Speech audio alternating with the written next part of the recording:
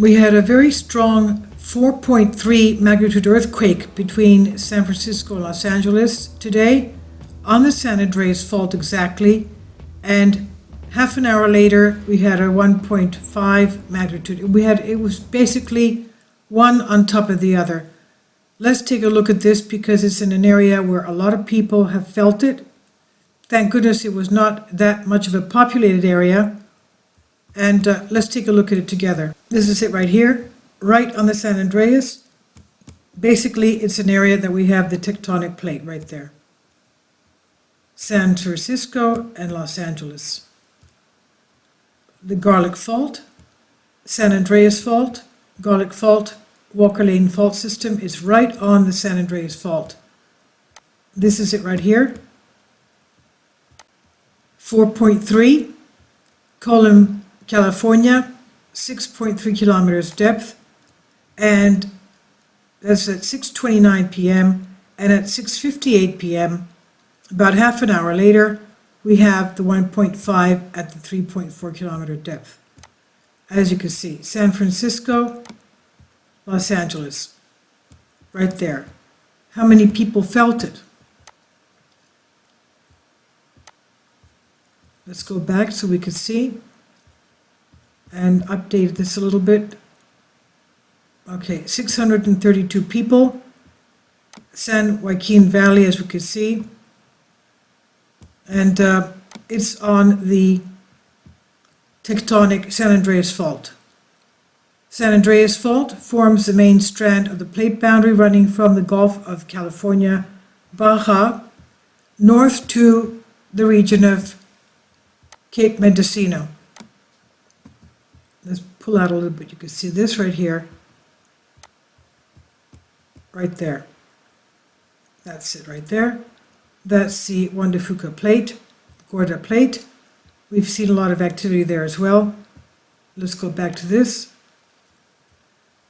The fault of the San Francisco Bay region is a largely strike-slip fault running through the Santa Cruz Mountains, the Gulf of the Farallones west to the Golden Gate through Toneless Bay and Bodega Bay, and north to Fort Ross and Point Arena. Northward to Point Arena, the location and character of San Andreas is well known. The fault in this region is locked, exhibiting no creep at the surface and generating very few micro-earthquakes that are associated with minor slipping at depth. Through the San Francisco Bay Area, the slip rate on the San Andreas Fault is about 4/5 of an inch per year.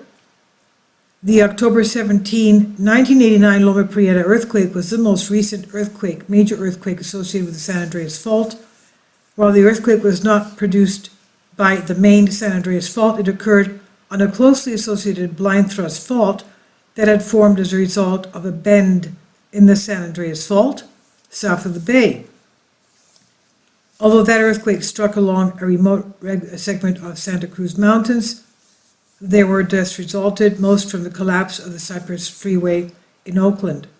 About 16,000 homes and apartments units were uninhabited after the earthquake, uninhabitable.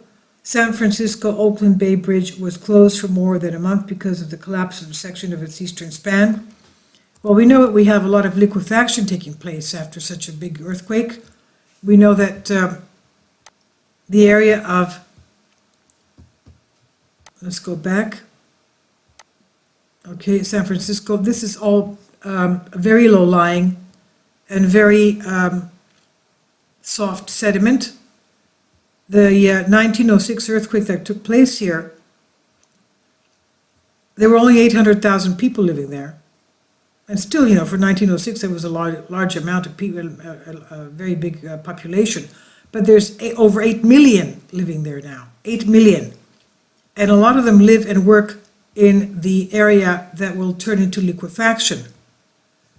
Okay, so this is the area that we have today, that we've seen the 4.3 and the 1.5. And as we can see, let's put in the population density. And you can see that it's not that populated where it hit. Even though we do have a lot of earthquakes there historically. Okay, they were lucky that it didn't hit closer. It was right on the San Andreas Fault, as we can see.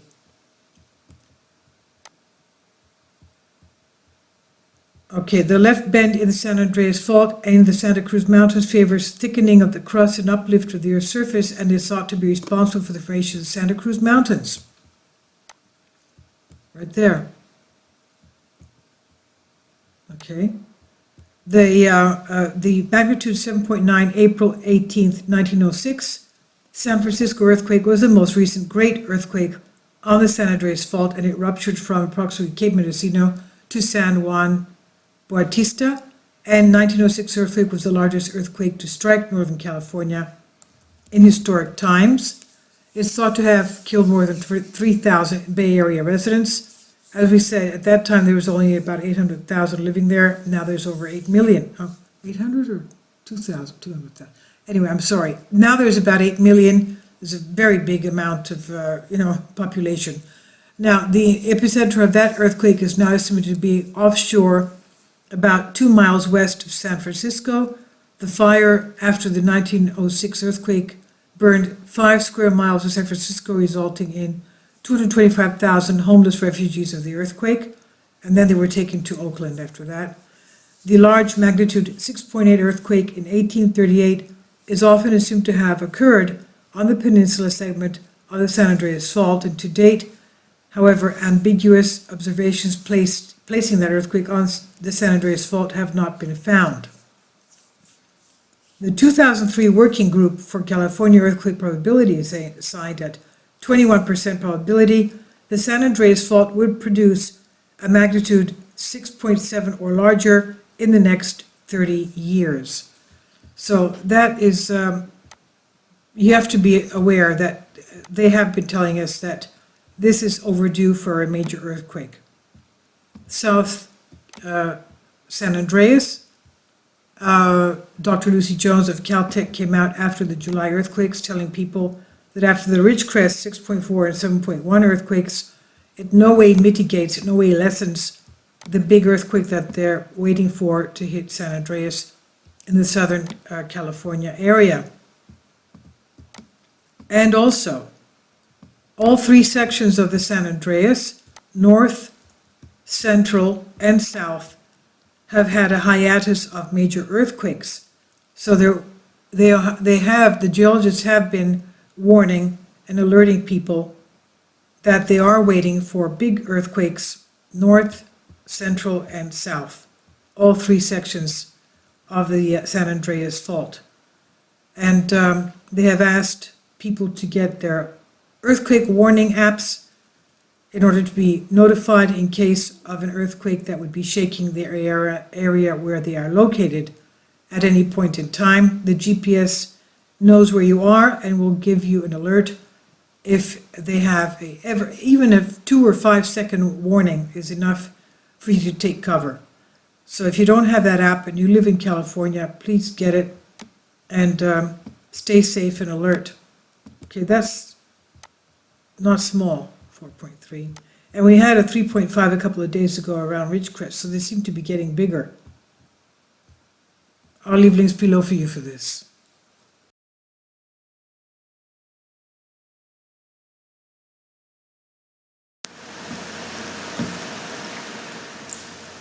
If you'd like to join me on my Patreon account, you will hear content not covered by mainstream media.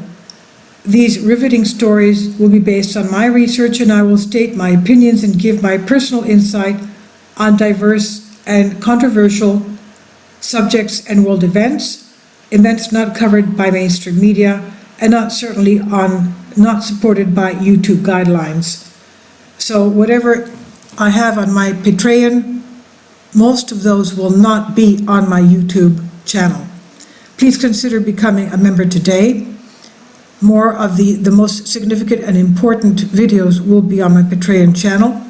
Your support helps me to continue my research and keeps this YouTube channel alive. And we depend on your support, your generous charity, because we help economically challenged families here in Athens, Greece, in Kapota, and we also help the young generation with university tuition and the community around our church. Thank you.